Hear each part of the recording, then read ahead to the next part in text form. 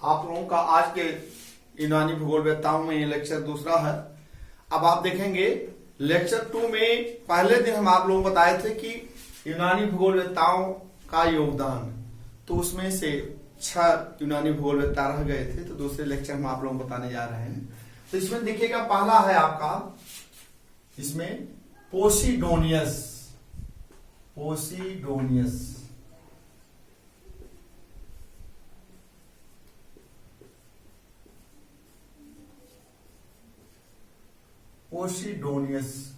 पोसिडोनियस को भौतिक भूगोल का जनक भी कहा जाता है। इसे भौतिक भूगोल का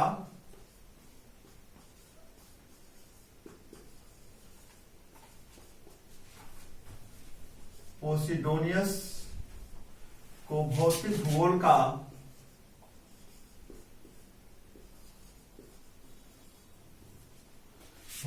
का जनक कहा जाता है।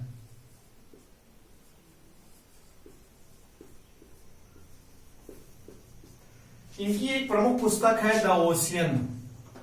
इनकी प्रमुख पुस्तक है द ओशियन,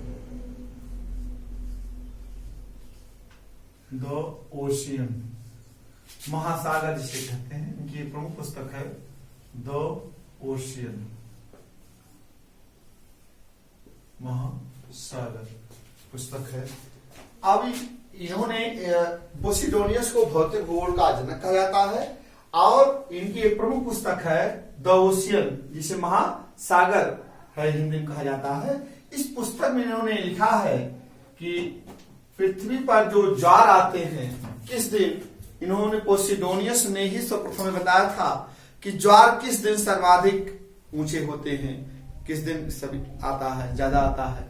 तो वह जो है अमावस्या और पूर्णिमा के दिन ही जो है ज्वार की ऊंचाई अधिक होती है। तो पोसिडोनियस ने ही पहली बार बताया था, पोसिडोनियस ने ही पहली बार बताया था, पोसिडोनियस ने ही पहली बार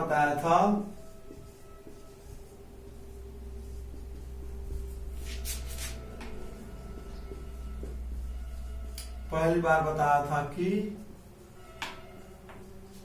अमावस्या और पूर्णिमा के दिन ही, अमावस्या और पूर्णिमा के ही दिन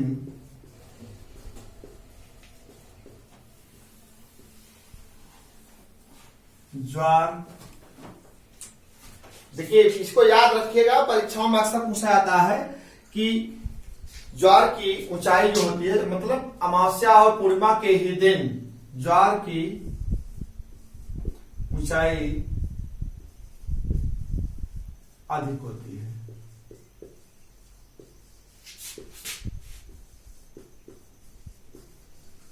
या यह भी कह सकते हैं कि पोसिडोनियस ने पहली ही बार बताया था कि अमावस्या और पूर्णिमा के दिन ज्वार के आसपास जो है, या अमावस्या पूर्णिमा के दिन के आसपास जो है ज्वार की ऊंचाई अधिक होती है, और इन्हें जो है भौतिक भूगोल का जनक भी कहा जाता है। इनकी प्रमुख पुस्तक है द ओशियन, महासागर। इसी पुस्तक में उन्होंने ही सर्वप्रथम वर्णन किया था। ये आपका हो गया पोसिडोनियस। दूसरा आपका है प्लेटो।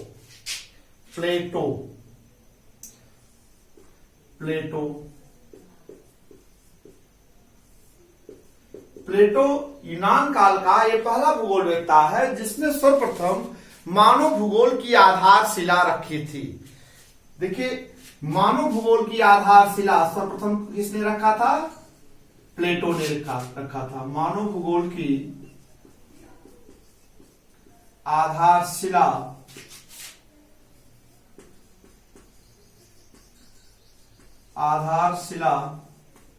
रखने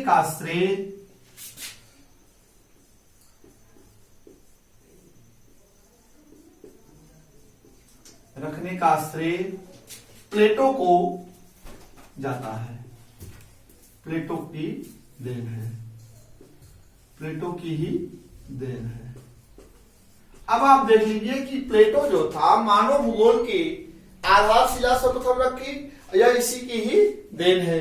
प्लेटो जो था निगमानिक तर्क, डिडक्टिव मेथड का था, मतलब निगमनिक तर्क का में विश्वास करता था, सामान्य से विशिष्ट की ओर। प्लेटो जो था डिडक्टिव मेथड का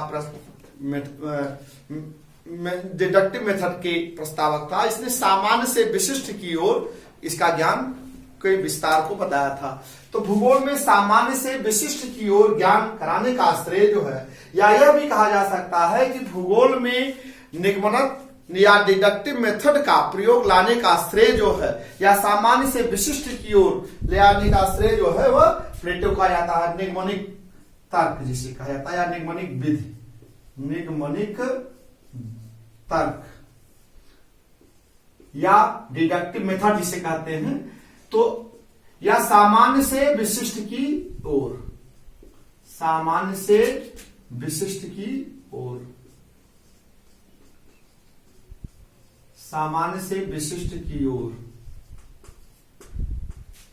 तो निगमनिक का ये शाब्दिक अर्थ है, डिडक्टिव मेथड का शाब्दिक अर्थ है कि सामान्य से विशिष्ट की ओर, अर्थात भूगोल में निगमनिक विधि का प्रयोग लाने का, डिडक्टिव मेथड का प्रयोग करने का श्रेय भी जो है वह प्लेटो के है। प्लेटो के दो शिष्य थे, अरस्तु थे और पोंटिकस थे। अब आप बताएंगे, हम अरस्तु के बारे में चर्चा करेंगे, अरस्तु और पोंटिकस के बारे में। अब तीसरा यूनान कालीन भूगोलवेत्ता जो है वह है आपके अरस्तु। अब अरस्तु के बारे में हम चर्चा करने जा रहे हैं। प्लेटो के दो शिष्य थे, अरस्तु और पोंटिकस। अब हम अरस्तु के बारे में बताना चाहते हैं। आप देखिए, यूनान कालीन भूगोलवेत्ता में अरस्तु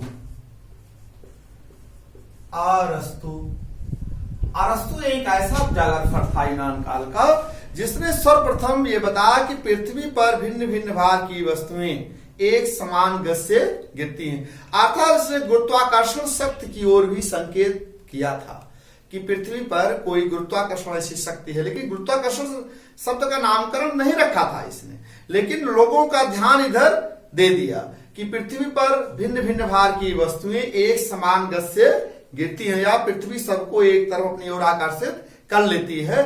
तो इसी का अनुसरण करके न्यूटन ने गुरुत्वाकर्षण शब्द की खोज कर दिया, गुरुत्वाकर्षण कहा। तो अब आपको हम बता रहे हैं कि अरस्तु जो था ये किसका शिष्य था? प्लेटो का शिष्य था। प्लेटो का शिष्य, परीक्षाओं में पूछा जाता है अरस्तु किसका शिष्य था? प्लेटो का शिष्य। प्लेटो का शिष्य अरस्तु, प्लेटो का शिष्य अरस्तु। देखिए, प्लेटो के दो ही शिष्य थे, अरस्तु और पोंटिकस। तो प्लेटो अरस्तु यह जो हो गया आपका, इसने जो अरस्तु ने पृथ्वी की आकृति को गोलाकार बताया, पृथ्वी की आकृति को, पृथ्वी की आकृति को गोलाकार बताया।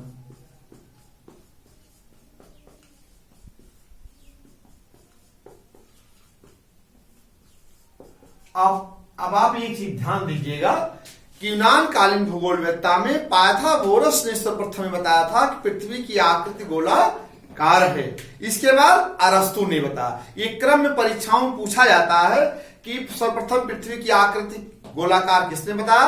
पहले पाइथागोरस ने बताया, इसके बाद आपका अरस्तु ने बताया। अब आप देखेंगे, इसी क्रम से आप देखेंगे गणितीय भूगोल को त्वरित करने का भी प्रयास किया। किसने किया? अरस्तु ने।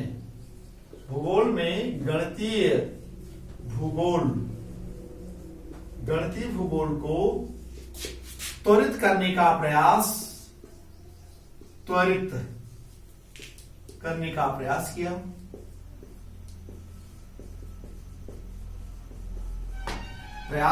है। भिन्न भिन्न भार की वस्तुएं, भिन्न भिन्न भार की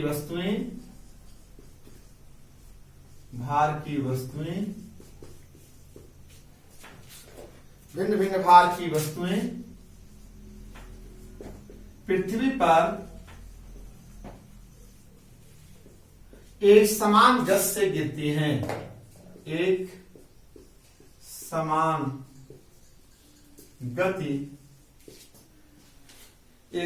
गति से गिरती हैं।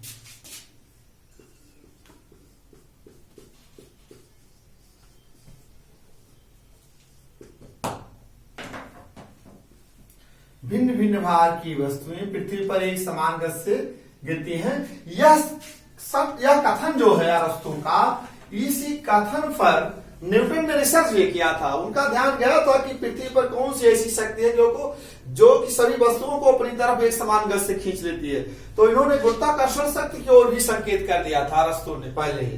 अब लेकिन इन्होंने उसको बताया नहीं, कहा नहीं कि पृथ्वी में गुरुत्वाकर्षण शक्ति है, लेकिन इन्होंने संकेत मार्गदर्शन दे दिया था आने वाले जागरफर को, विद्वानों को एक मार्गदर्शन दे दिया कि इस कथन में कि पृथ्वी पर कोई ऐसी शक्ति है जो सबको अपनी तरफ एक समान गति से खींच लेती है।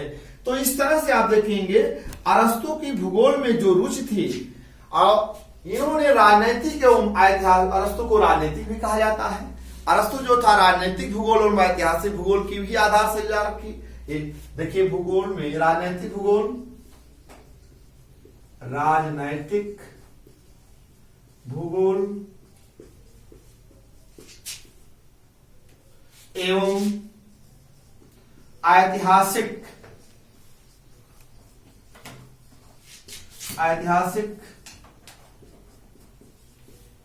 भूगोल की भी आधारशिला रखी।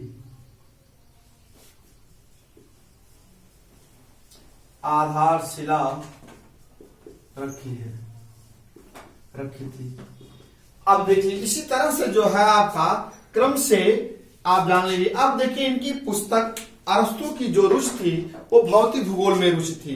अरस्तु की रुचि किसमें थी? भौतिक भूगोल में। इनकी प्रमुख पुस्तक कौन कौन सी है यह हम आपको बता दें। देखिए अरस्तु की पुस्तक है मीटियोरोलॉजिका। कौन सी पुस्तक है? मीटियोरोलॉजिका।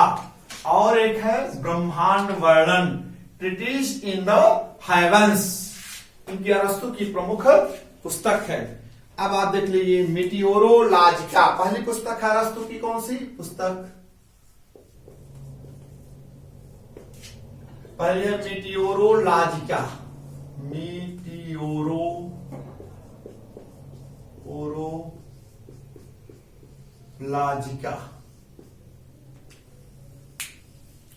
दूसरी पुस्तक है ब्रह्मांड वर्णन। ब्रह्मांड वर्णन, ये इनकी पुस्तक है। दो पुस्तक है इनकी मीटियोरोलॉजी की। अब देखिए एक पहला पुस्तक हो गया मीटियोरोलॉजी का, दूसरा पुस्तक हो गया ब्रह्मांड वर्णन। इनकी रुचि जो थी भौतिक भूगोल में रुचि थी। अरस्तु की रुचि किसमें थी? भौतिक भूगोल में इनकी रुचि। सब ये भौतिक भूगोल से ही रुचि इनकी जो थी भौतिक भूगोल में। भौतिक भूगोल में इनकी रुचि थी।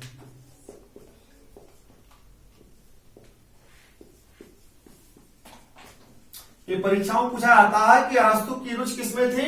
भौतिक भूगोल में थी। और इनकी जो दोनों पुस्तक है सब फिजिकल से ही संबंधित हैं, भौतिक भूगोल से ही सब वर्णन मिलता है वर्णन। अब इन्होंने यह जो थे इंडक्टिव मेथड के। अब देखिए प्लेटो जो था डिडक्टिव मेथड का या निगमनिक तर्क का में विश्वास करता था। अरस्तु जो है इंडक्टिव मेथड में आगमनात्मक विधि के का समर्थक था। अब देख लीजिए गुरु जो था अरस्तु का गुरु कौन था? प्लेटो था। प्लेटो जो था वह निगमनिक तर्क में विश्वास करता था और उनके शिष्य अरस्तु जो है वह आगमनात्मक विधि में विश्वास करते थे। इस तरह से जो है अब आप देख लीजिए अरस्तु आगमनिक विधि का समर्थक था। यह आगमनिक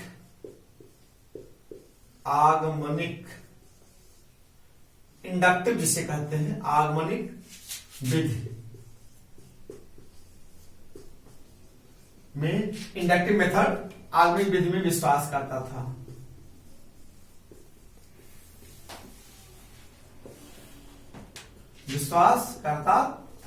और यह जो है आगमनिक विधि का क्या अर्थ है? यह आप जान लीजिए कि आगमनिक विधि का यह अर्थ है विशिष्ट से सामान्य की ओर और जो डिडक्टिव मेथड था, निगमनिक तर्क जो था, वह जो था सामान्य से विशिष्ट था, या जो है विशिष्ट से सामान्य की ओर है, या इसका आगमनिक विधि का यही अर्थ है, विशिष्ट से सामान्य की ओर, सामान्य से विशिष्ट की ओर, नो, विशिष्ट से सामान्य की ओर, विशिष्ट से सामान्य की ओर।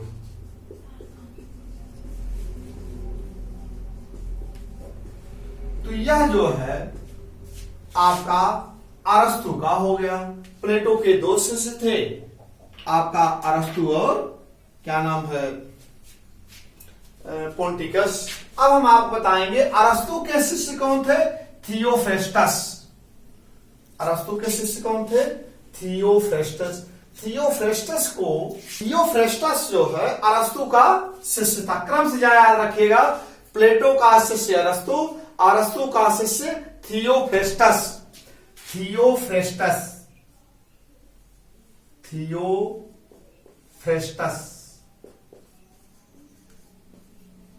इनकी एक किसका शिष्य है, अरस्तु का शिष्य। ये परीक्षाओं पूछा जाता है, इसलिए याद रखिए अरस्तु का शिष्य था या अरस्तु का शिष्य था। इसकी प्रमुख पुस्तक है पौधों का इतिहास। इसकी पुस्तक प्रमुख क्या है, पौधों का इतिहास। पौधों का इतिहास इनकी प्रमुख पुस्तक है। अब इस पौधों का इतिहास, द प्लांट ऑफ हिस्ट्री, इसे जो है वनस्पति भूगोल का श्री गणेश किया, अर्थात इसे वनस्पति भूगोल का जनक भी कहा जाता। इसी पुस्तक में जो पौधों का द प्लांट ऑफ हिस्ट्री जो है, इसकी प्रमुख पुस्तक है। पौधों के इतिहास में इन्होंने सर्वप्रथम वनस्पतियों का के बारे में वर्णन किया, और इसी कारण इन्हें जो है वनस्पति भूगोल का जनक भी कहा जाता है। थियोफ्रेस्टस को वनस्पति भूगोल का जनक कहा जाता है, वनस्पति भूगोल का जनक कहा जाता है।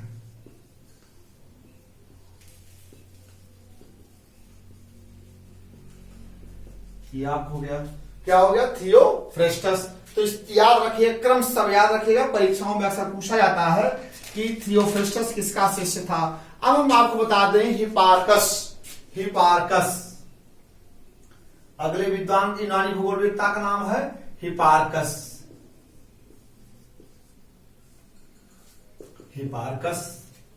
हिपार्कस एक ऐसा, यह जो है असीरियाई गणित का समर्थक था। हिपार्कस ने ही सर्वप्रथम एक वृत्त को 360 अंशों में डिवाइड किया।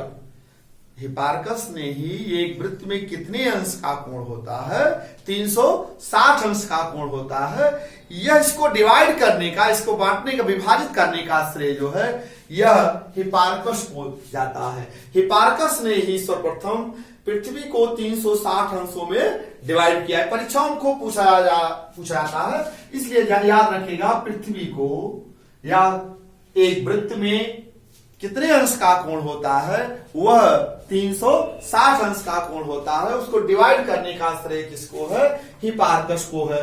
इन्होंने आप बता रहे हैं असीरियाई गणित के आधार पर। अब असीरियाई गणित कहां है, आप जान लीजिए, बेबीलोनिया, जो आप मेसोपोटामिया की सभ्यता आप लोग जानते होंगे, या नहीं जानते हो सुन लीजिए थोड़ा सा।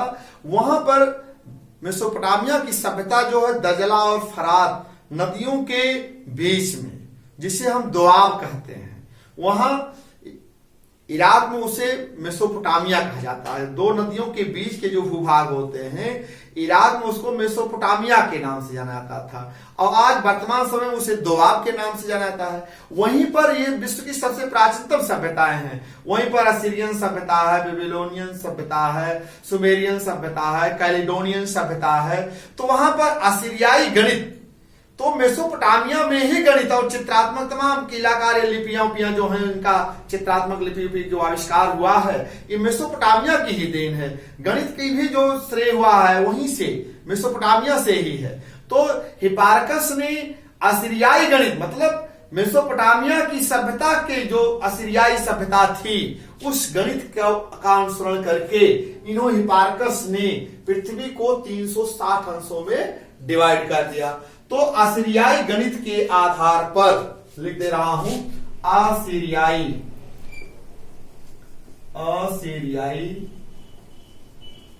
गणित के आधार पर, गणित के आधार पर सर्वप्रथम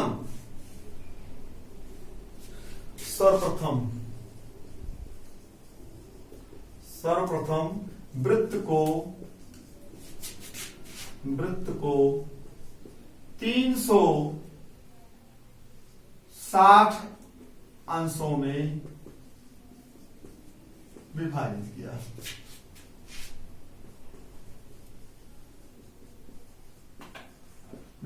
किया। है। आज भी देखिए, आप लोग जानते हैं एक वृत्त में कितने अंश का कोण होता है, 360 अंशों में विभक्त किया। और इन्होंने एस्ट्रोलाब नामक यंत्र का आविष्कार किया था। एस्ट्रोलाब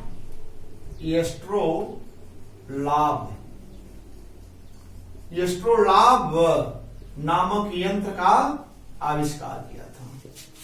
इसी यंत्र की सहायता से इन्होंने अंशों को नापा था। एस्ट्रोलाब नामक यंत्र का आविष्कार किया। इसी यंत्र की सहायता से इन्होंने कोण को नापा था। याद रखिएगा, ये बहुत सारे प्रश्न इससे बनाए जाते हैं हिपार्कस के अनुसार। इसलिए अब देखिए, इन्होंने 2 प्रक्षेप का भी वर्णन किया। यह हिपार्कस के दिमाग की, मस्तिष्क की उपज थी प्रक्षेप। एक पहला प्रक्षेप था स्टीरियोग्राफिक, जिसे हम त्रिमी प्रक्षेप के नाम से जानते हैं। दूसरा प्रक्षेप है आर्थोग्राफिक प्रक्षेप। इनके मस्तिष्क की उपज थी। अब प्रक्षेप क्या होता है आप लोग जानते होंगे, नहीं जानते तो जान लीजिए। प्रक्षेप जो है किसी समतल कागज पर अक्षांश और देशांतर रेखाओं को निरूपित कर देना या प्रदर्शित कर देना ही वह प्रक्षेप कहलाता है। तो अक्षांश और देशा, आप सपोज कर लीजिए स्टीरियोग्राफिक प्रोजेक्शन, स्टीरियोग्राफिक प्रोजेक्शन प्रक्षेप, और आपका आर्थोग्राफिक प्रोजेक्शन, आर्थोग्राफिक प्रोजेक्शन प्रक्षेप। यह जो है हिपार्कस के मस्तिष्क की उपज है, दोनों प्रक्षेप। और दोनों प्रक्षेपों पर ध्रुवों के ध्रुवीय, मतलब चाहे वो ध्रुवीय उत्तरी गोलार्ध का हो, चाहे वह दक्षिणी गोलार्ध का हो, चाहे पूर्वी गोलार्ध का हो, चाहे वह पश्चिमी गोलार्ध, मतलब गोलार्ध के का मानचित्र इस प्रक्षेप पर बनाया जा सकता है। तो याद रखिएगा, हिपार्कस के मस्तिष्क की उपज है प्रक्षेप। स्टीरियोग्राफिक और आर्थोग्राफिक प्रक्षेप जो है हिपार्कस के मस्तिष्क की उपज है। इन प्रक्षेप पर जो है गोलार्धों को सही ढंग से दर्शाया जा सकता है। अब हम आपको बताएंगे इरेटोस्थनीज। इरेटोस्थनीज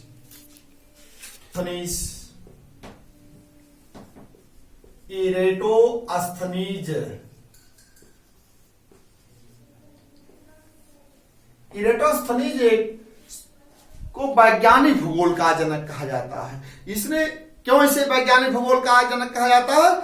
इसमें सर्वप्रथम ज्योग्राफिया शब्द का नामकरण रखा और भूगोल में अक्षांश और देशांतर रेखाओं को निरूपित करने का भी प्रयास किया। इसी कारण इसे वैज्ञानिक भूगोल का जनक कहा जाता है। अब देखिए, इरेटोस्थनीज ने सर्वप्रथम ज्योग्राफिया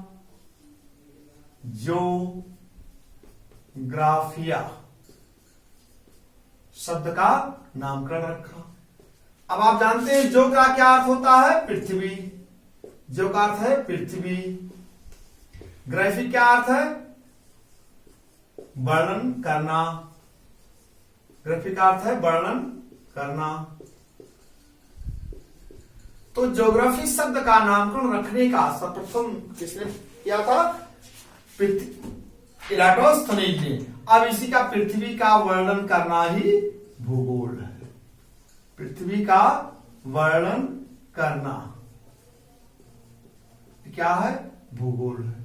अब आप सपोज कर लीजिए, अब इन्होंने, अब देखिए पहले हम आप इसके पहले बता चुके हैं कि हिकेटियस को भूगोल का जनक भी कहा जाता है, लेकिन इनको वैज्ञानिक भूगोल का जनक कहा जाता है। अब इराटोस्थनीज जो हैं, इन्होंने ज्योग्राफिया शब्द का नामकरण रखा और भूगोल में अक्षांश और देशांतर रेखाओं को प्रदर्शित किया। सर्वप्रथम आया भूगोल में अक्षांश देशांतर रेखाओं को निरूपित करने का प्रयास किया। इसी कारण इन्हें वैज्ञानिक भूगोल का जनक कहा जाता है। लैटिट्यूड अक्षांश, लॉन्गिट्यूड देशांतर रेखाएं, लॉन्गिट्यूड देशांतर,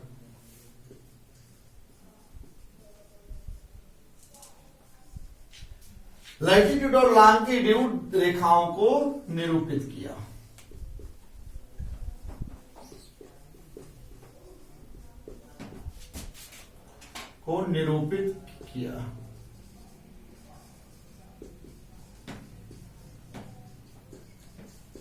इन्हें वैज्ञानिक भूगोल का जनक कहा जाता है।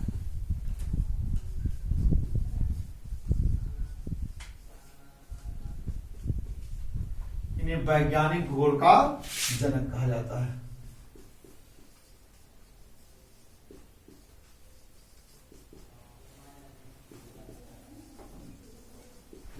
देखिए इन्होंने विषुवत रेखा की लंबाई का भी ज्ञात किया था, जिसकी उस समय 24,850 लगभग 24,000 विषुवत रेखा की लंबाई का भी इन्होंने ज्ञात किया था। विषुवत रेखा लगभग वर्तमान समय विषुवत रेखा की लंबाई से लगभग है, विषुवत रेखा की लंबाई इन्होंने बताया था 24,850 मील बताया था उस समय। जो वर्तमान समय में विषुवत रेखा की लंबाई के लगभग है, वर्तमान समय विषुवत रेखा की लंबाई 24,500 मील है, तो लगभग है। तो इस तरह से इराटोस्थनीज जो हो, इराटोस्थनीज को वैज्ञानिक भूगोल का जनक भी कहा जाता है। और इन्होंने सर्वप्रथम भूगोल में अक्षांश देशांतर रेखाओं को निरूपित करने का प्रयास किया, इसी कारण इन्हें वैज्ञानिक भूगोल का जनक कहा जाता है। अब विषुवत रेखा की लंबाई को ज्ञात करने का भी प्रयास किया था। तो आज के लेक्चर में हम आपको यूनानी भूगोलवेत्ताओं में, पहले दिन हम आपको लेक्चर 1 में आपको हम कुछ यूनानी भूगोलवेत्ताओं के बारे में चर्चा किए हुए थे। आज दूसरे यूनानी भूगोल लेक्चर 2 में, दूसरे लेक्चर में हम आपको जो पीछे बचे हुए थे उनके यूनानी भूगोलवेत्ताओं के बारे में चर्चा हम कर दिए, जिसमें से आपका हो गया है इराटोस्थनीज हो गए, हिपार्कस हो गए, अरस्तु हो गए, प्लेटो हो गए, थियोफ्रेस्टस हो गए, पोसिडोनियस हो गए। तो इन सब भूगोलवेत्ताओं के बारे में हम चर्चा कर दी है। अगले लेक्चर में हम आपको जो है रोमकालीन भूगोलवेत्ताओं के बारे में चर्चा करेंगे। ठीक है, धन्यवाद।